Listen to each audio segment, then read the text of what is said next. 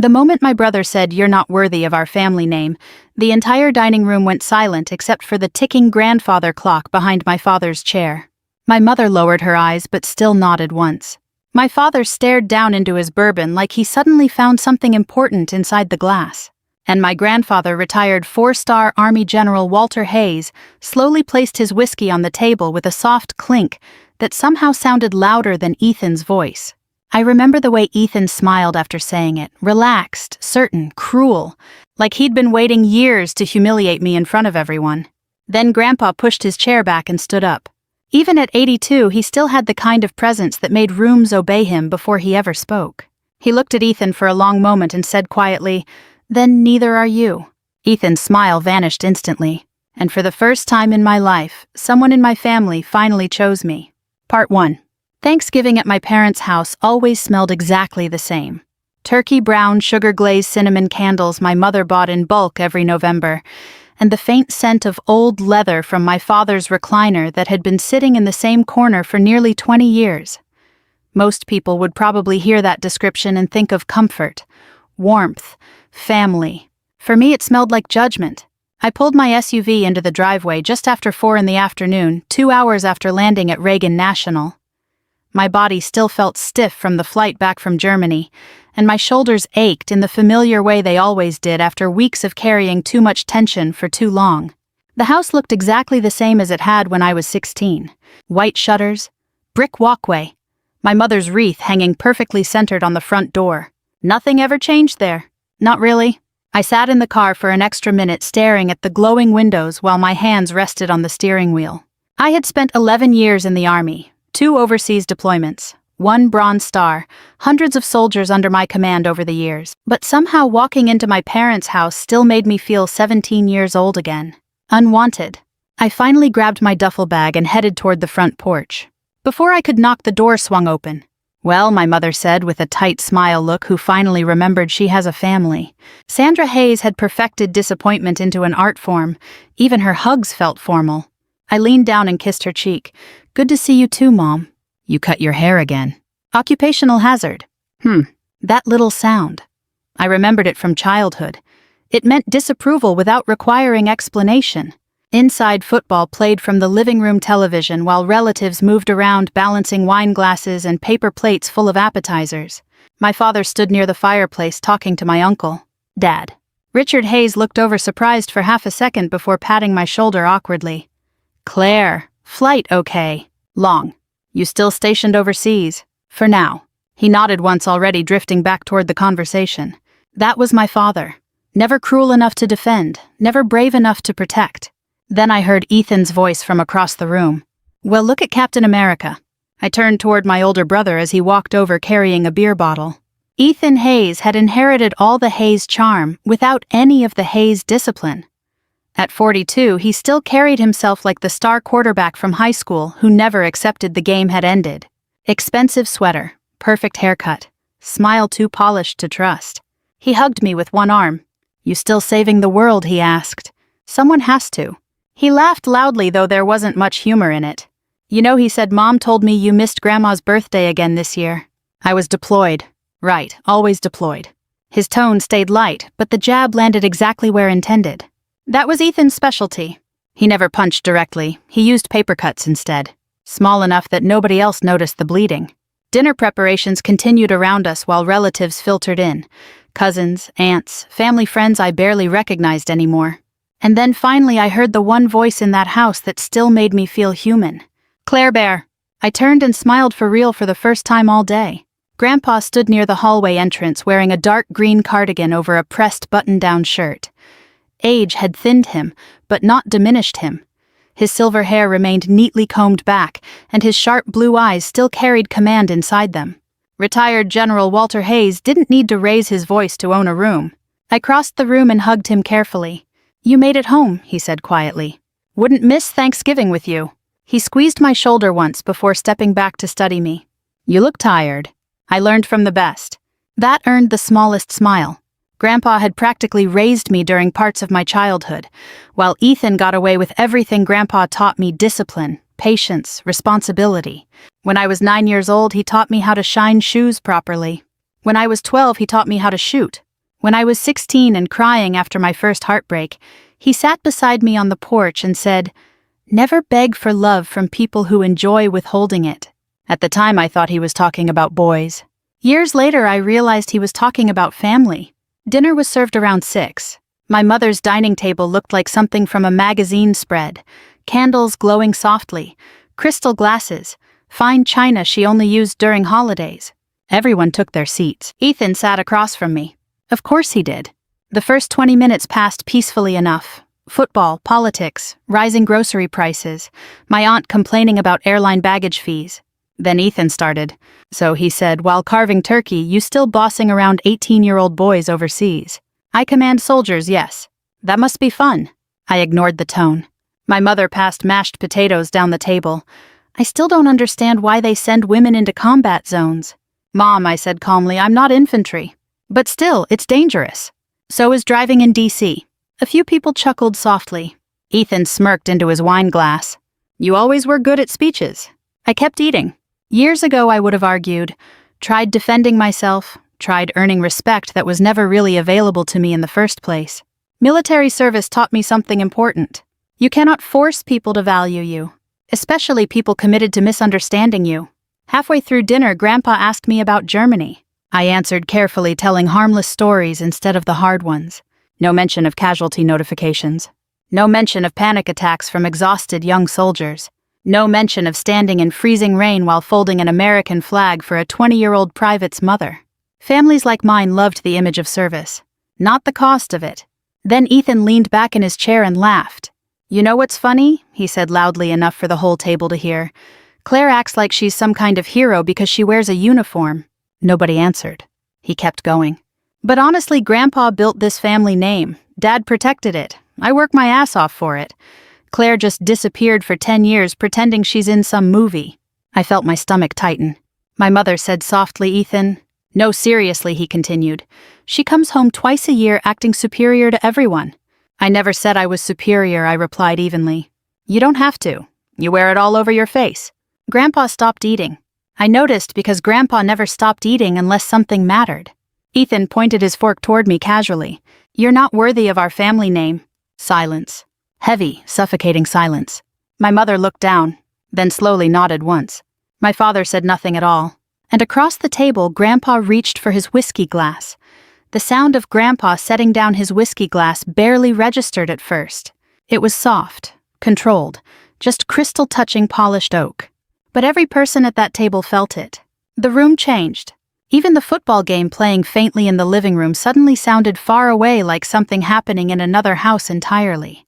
Ethan still wore that smug little smile, not wide anymore but confident enough to show he thought he'd won.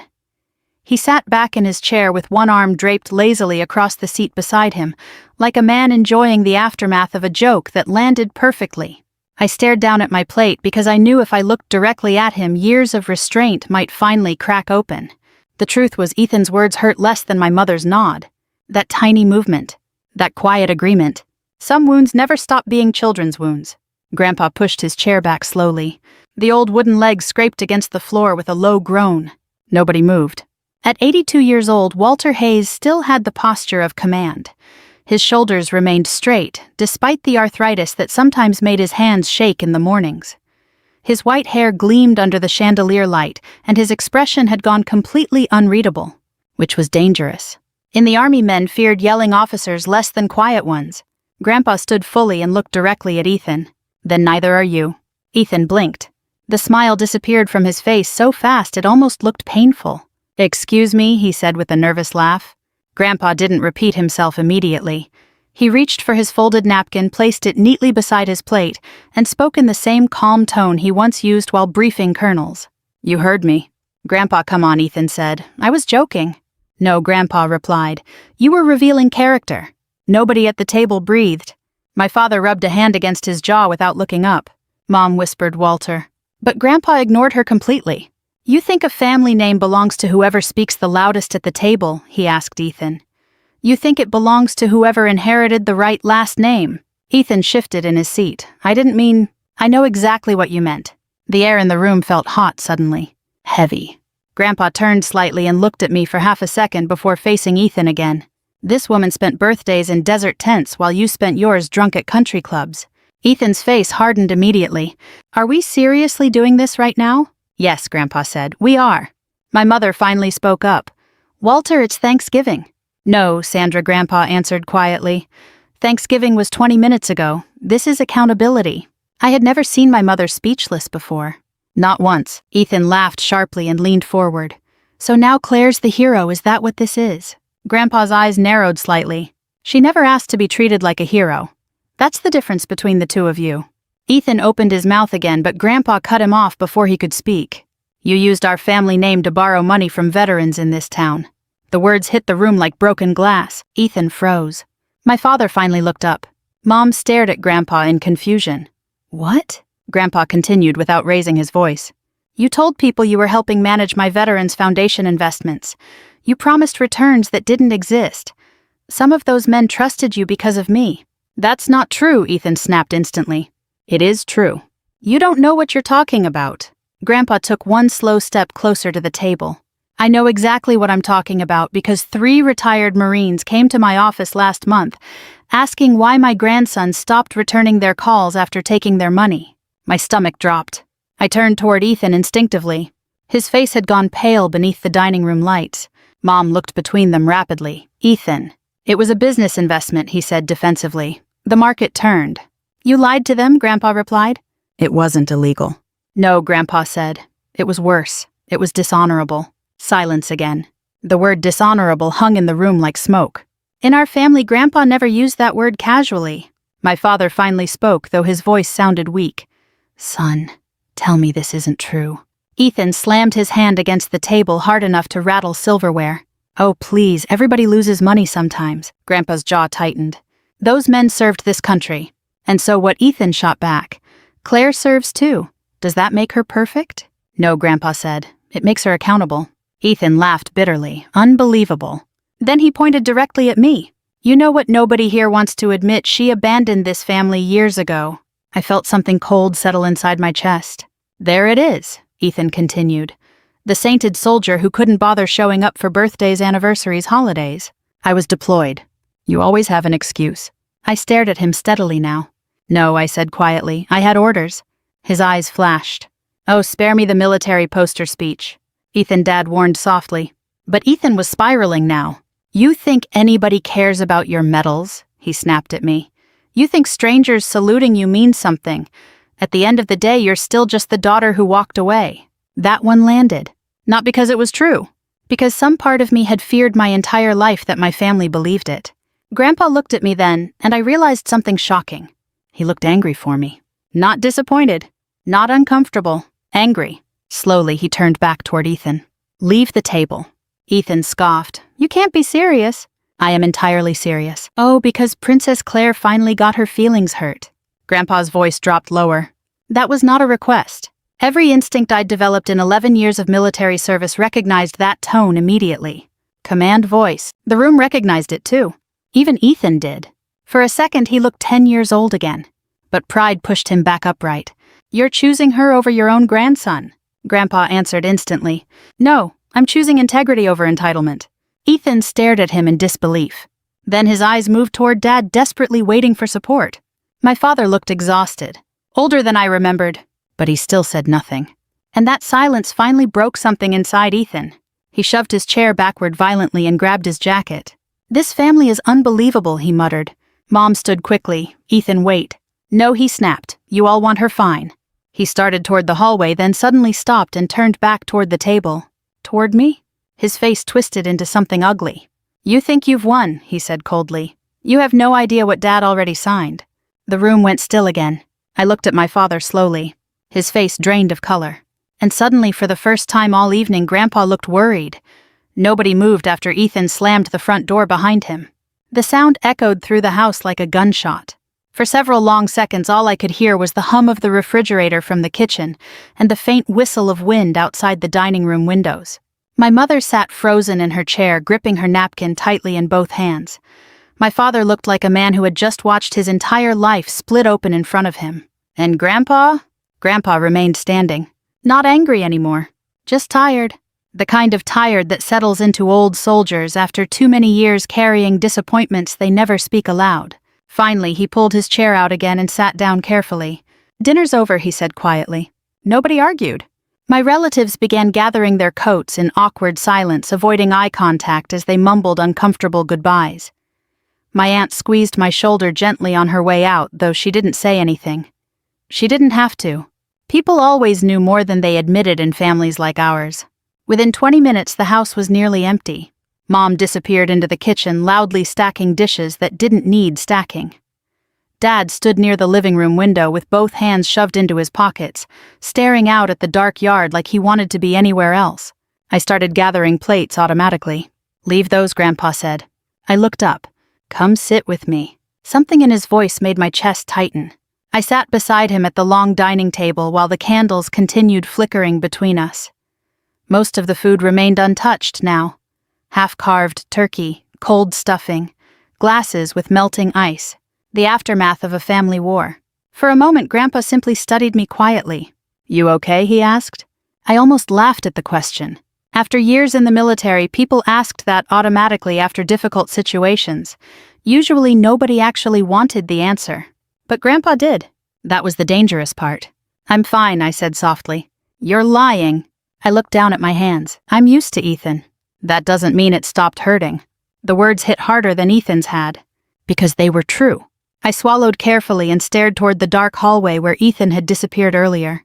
"You know what the worst part is?" I asked quietly. I expected it from him. Grandpa didn't interrupt. "But Mom..." My throat tightened slightly. That nod. I stopped speaking because suddenly I couldn't trust my voice anymore. Grandpa leaned back slowly in his chair. "Your mother loves you," he said. I gave him a tired smile. "That's the problem. I think that's the best she knows how." The kitchen noises stopped abruptly. Mom had probably heard me. Neither of us acknowledged it. After a long silence, Grandpa folded his hands together. "There's something you need to know." The tone in his voice changed everything. Military. Direct. Serious. I sat up straighter automatically. Grandpa glanced once toward the living room to make sure Dad wasn't nearby. Ethan's in deeper trouble than anyone realizes. I frowned slightly. The money. That's part of it. Part of it. Something cold moved through my stomach. Grandpa lowered his voice further. "Your father signed partial control of several family properties over to Ethan 6 months ago." I stared at him. "What?" "He convinced your father it would help him secure financing for another business venture." I looked toward the living room instinctively. Dad still stood near the window, shoulders slumped. "He signed over property." Grandpa nodded once. "The lake cabin. 2 investment accounts, part of the foundation holdings." I felt genuinely stunned now. Not because I cared about inheritance. I didn't. The military had cured me of attaching identity to money years ago, but the betrayal still landed deep. Not one person had mentioned any of it to me. Not even Grandpa until now. "Why?" I asked quietly. Grandpa's expression darkened. "Because your brother spent years convincing this family that he was the future while you were merely passing through." The sentence sat heavily between us. And the painful part was, he wasn't entirely wrong. I had spent most of my adult life leaving. Deployments. Transfers, military schools, temporary apartments, storage units full of unopened boxes. Meanwhile, Ethan stayed here, attended birthdays, shook hands at local fundraisers, took Mom grocery shopping, sat beside Dad during surgeries. Presence becomes mistaken for loyalty in families sometimes.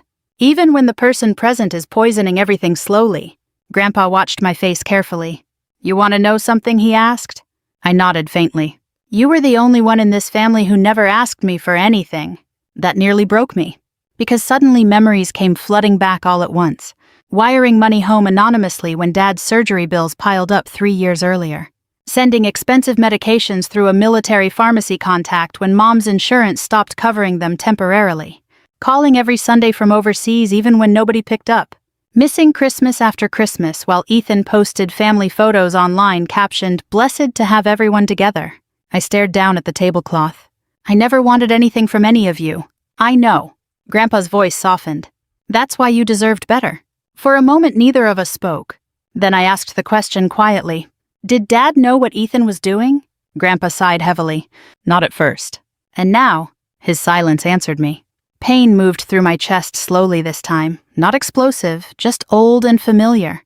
My father knew. Maybe not everything, But enough. And he still stayed silent tonight, just like always.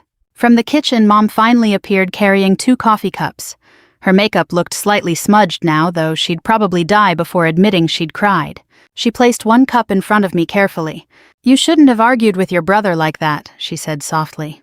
I stared at her in disbelief. Grandpa's jaw tightened instantly. "Sandra." "No," Mom interrupted quietly. "This family is falling apart, Walter. It started falling apart long before tonight." She ignored him and looked directly at me. "You know Ethan's under pressure right now." I let out a stunned breath. "Pressure? He's trying." I actually laughed once. A sharp, humorless sound. "He scammed veterans, Mom. He made mistakes.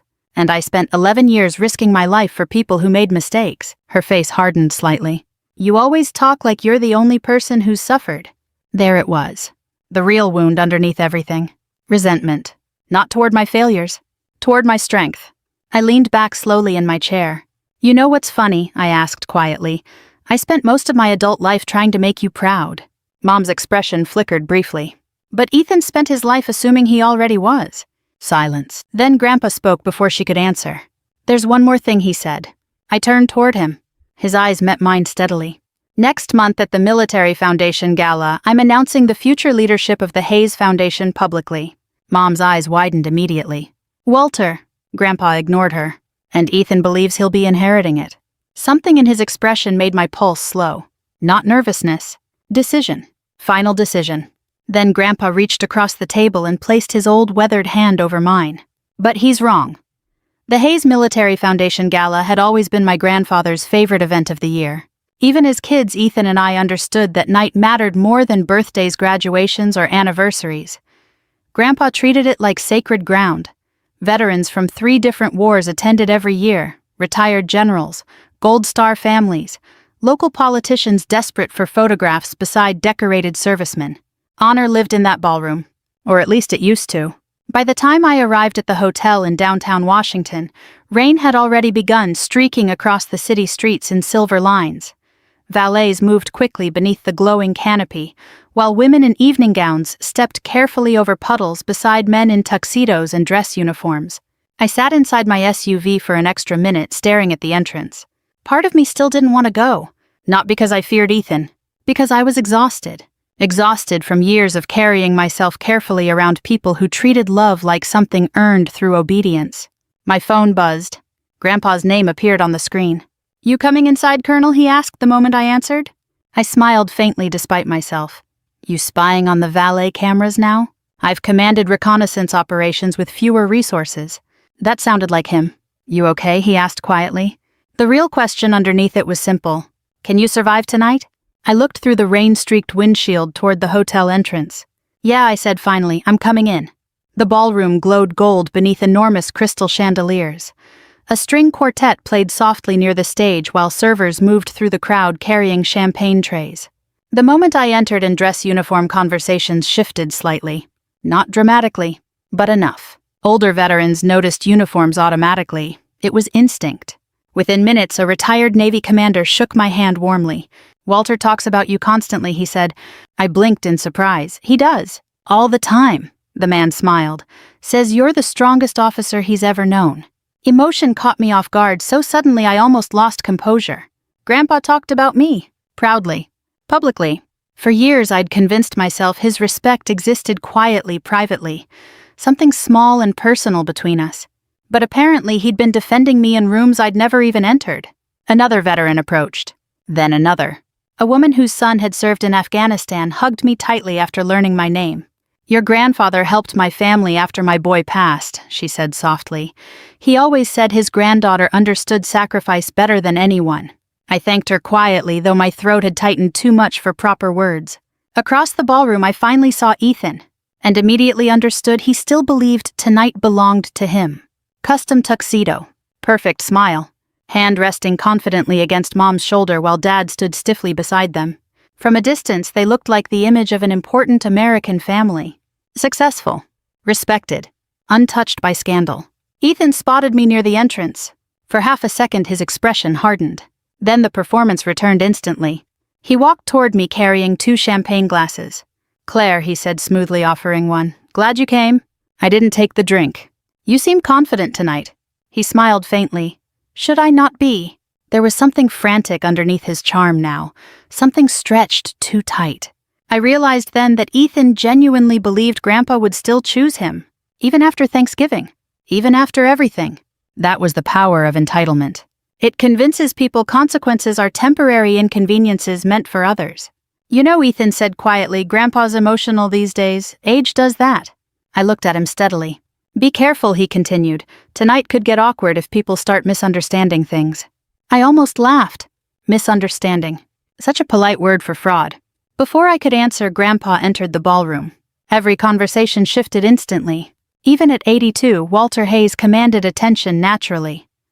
Dressed in a black tuxedo with his old military posture perfectly intact, he moved through the room slowly, while guests greeted him with genuine admiration. But tonight he looked older. Not weak. Just heavy somehow. Like the cost of tonight had already settled onto his shoulders. When he reached us, Ethan immediately smiled. There's the man of the hour. Grandpa looked at him calmly, then at me. You both made it, he said. The sentence sounded neutral. But I noticed something Ethan didn't. Grandpa never touched his shoulder. An hour later, dinner concluded and the ballroom lights dimmed slightly as Grandpa approached the stage podium. The room quieted immediately. I sat near the back beside several veterans while Ethan remained front row beside my parents. Confident, relaxed, ready to inherit his kingdom. Grandpa adjusted the microphone carefully. For 37 years, he began the Hayes Military Foundation has supported veterans, widows, and military families across this country. Applause filled the room briefly. Grandpa continued. My father taught me something when I first entered the army at 19 years old. He paused. A family legacy means nothing if the people carrying it lack character. The room grew quieter. I saw Ethan shift slightly in his seat. Tonight, Grandpa continued. I need to speak honestly about character. Something changed in the ballroom atmosphere immediately. People felt it. That strange instinct humans have right before disaster unfolds. Grandpa's eyes settled directly on Ethan. For years, I believed legacy meant protecting family no matter the cost. Ethan's smile weakened slightly. But protecting someone from consequences, Grandpa said, is not love. It is cowardice. Complete silence now. My father looked visibly tense. Mom stared at Grandpa with growing alarm. Then Grandpa delivered the strike cleanly. My grandson, Ethan Hayes, used this foundation's reputation to manipulate veterans into fraudulent financial investments. Gasps spread quietly across the ballroom. Ethan stood immediately. Grandpa? No, Grandpa said sharply. You will remain silent while I finish. And just like that, decades of military authority returned to his voice. Even waiters stopped moving. Grandpa reached into his tuxedo jacket and removed several documents. These are sworn statements from veterans your lives financially damaged. Ethan's face lost color. This is insane, he snapped loudly. You're humiliating me in public. No, Grandpa replied calmly.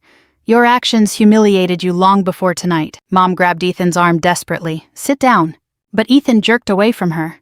You're choosing her over me, he shouted, pointing directly toward me across the ballroom. Every eye turned. I remained seated. Grandpa's expression never changed. No, he said quietly. I'm choosing honor over selfishness. Ethan laughed bitterly. Honor Claire disappeared for years, and still served others more faithfully than you ever served yourself. That one hit. Hard. You could feel it move through the room. Grandpa turned back toward the audience. Effective immediately, Colonel Claire Hayes will assume leadership of the Hayes Military Foundation and its scholarship programs. For 1 second, I genuinely forgot how to breathe. The room erupted into applause. Not polite applause, real applause. Veterans stood first. Then others joined them. I looked around in stunned disbelief as dozens of people rose to their feet. For me, across the ballroom, Ethan looked completely shattered. Not angry anymore. Destroyed. Because for the first time in his life, admiration wasn't being handed to him automatically. It was being earned by someone else. Then 2 men in dark suits approached quietly from the ballroom entrance. Ethan noticed them too late. One of them spoke softly near his shoulder. Ethan went pale instantly. What Mom whispered. The man introduced himself quietly as an investigator connected to financial complaints already filed against Ethan's business dealings. The ballroom buzzed with tension. Ethan looked wildly around the room before finally locking eyes with Grandpa. She turned you against me, he shouted. Grandpa stared at him steadily.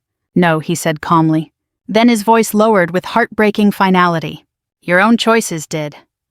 3 weeks after the gala, Ethan's face appeared on the local evening news. Not in handcuffs. Not dramatically. Just tired. The camera caught him leaving a downtown office building surrounded by reporters shouting questions about fraud investigations and missing investment funds tied to former military clients. He kept his head down the entire time. I watched the segment alone in my apartment outside Arlington, while cold rain tapped softly against the windows. For a long moment after the television moved on to another story, I just sat there staring at my untouched coffee. I should have felt victorious. That's what people imagine revenge feels like. Triumphant. Clean. But real life rarely gives you emotions in simple categories. Mostly I felt sad. Not for the man Ethan became. For the little boy he used to be before everyone in our family taught him consequences were negotiable. My phone buzzed against the kitchen counter. Mom. Again. I let it ring twice before answering. Hello. Her voice sounded smaller than I'd ever heard it. Claire, your father wants to talk to you. Silence shuffled softly on the other end before Dad finally spoke. Can I come by? I almost said no automatically, but exhaustion softened something in me. Okay. He arrived an hour later carrying a cardboard bakery box from the little pie shop Grandpa liked near Georgetown. Dad stood awkwardly in my doorway holding it with both hands like a peace offering he wasn't sure I'd accept. You still like apple pie? He asked. I stepped aside quietly to let him in. For several minutes, neither of us knew how to behave around each other without other family members present. Dad walked slowly around my apartment, studying photographs and military plaques lining the shelves. You've moved up, he said quietly while looking at my promotion certificate. That's usually how careers work. A faint smile touched his face before disappearing again. We sat at the kitchen table while rain continued falling outside. Finally, Dad exhaled heavily. I failed you. There it was. No excuses, no detours. Just truth. I stayed silent. He rubbed his palms together slowly before continuing. When you were growing up, Ethan always demanded attention. Loudly. His eyes lowered. You never did. Pain flickered briefly across his face. And somewhere along the way, your mother and I started confusing quiet strength with not needing protection. That sentence hit harder than I expected. Because it explained everything. Every overlooked accomplishment. Every silence. Every moment Ethan consumed oxygen while I quietly adapted around him. Dad looked older now than he had at Thanksgiving. Smaller somehow. I should have stopped him years ago, he admitted. But every time I tried, your mother panicked. She kept saying he'd eventually grow up. And me. His eyes met mine finally. We assumed you already had. I looked down at my coffee mug because suddenly my vision blurred slightly. Dad noticed but pretended not to. That was his way of giving dignity during emotional moments. I'm not asking you to forgive me tonight, he said quietly. I just needed you to hear me say it. For the first time in years, I saw my father clearly. Not weak. Just afraid. Afraid of conflict. Afraid of losing peace inside the family. Afraid of confronting the son who demanded everything while neglecting the daughter who asked for nothing. It didn't erase the damage, but understanding changes the shape of pain sometimes. Before leaving, Dad stopped near the door. He talked about you constantly, you know. I frowned slightly. Who? Grandpa? Dad smiled faintly. Every single person at that gala already knew your name before you walked in. After he left, I cried for the first time in years. Not loudly. Just quietly at my kitchen table while rain pressed against the windows, and old grief finally loosened its grip enough to breathe. A month later, Grandpa's health began declining fast. The doctors called it heart complications. Grandpa called it mileage. I started visiting him every morning before work. We'd sit on his back porch, wrapped in heavy blankets, while the sunrise painted pale gold across the Virginia trees. Sometimes we talked about military history, sometimes politics, sometimes nothing at all. Those became the moments I treasured most. No performance, no family tension, just peace. One morning, Grandpa handed me a small wooden box. Inside rested his old Army service pin, the same one he wore in photographs from Vietnam. I want you to keep it, he said. I looked up immediately. Grandpa? You earned it. Emotion tightened my throat. I didn't need the foundation, I admitted quietly. Or the inheritance. I know. He smiled faintly toward the sunrise. That's exactly why you were worthy of them. We sat quietly for another minute before he spoke again. A family name is just letters, Claire. His weathered hands rested calmly over his cane. Character is what gives those letters meaning. I never forgot that sentence. After taking over the foundation, I expanded several scholarship programs specifically for daughters of military families, young women trying to build careers in service, leadership, medicine, aviation. Girls who grew up learning strength before softness. Girls like me. For the first time in my life, I stopped trying to earn love from people committed to misunderstanding me. And strangely enough, that's when healing finally started. Grandpa passed away peacefully 6 months later. Early morning, no pain. The funeral drew hundreds. Rows of uniforms. Folded flags. Polished metals catching sunlight beneath gray skies. As military honors echoed across the cemetery, I stood beside Grandpa's casket in dress uniform, while cold wind moved softly through the trees. At the end of the service, a young soldier carefully handed me Grandpa's folded American flag. I held it tightly against my chest. Dad stepped beside me quietly afterward. "He was proud of you every single day," he said. Not had been. Was. Like pride survived even death somehow. I looked down at the flag in my hands and thought about that Thanksgiving night. About Ethan's voice. "You're not worthy of our family name." For years those words would have destroyed me. Now they meant nothing.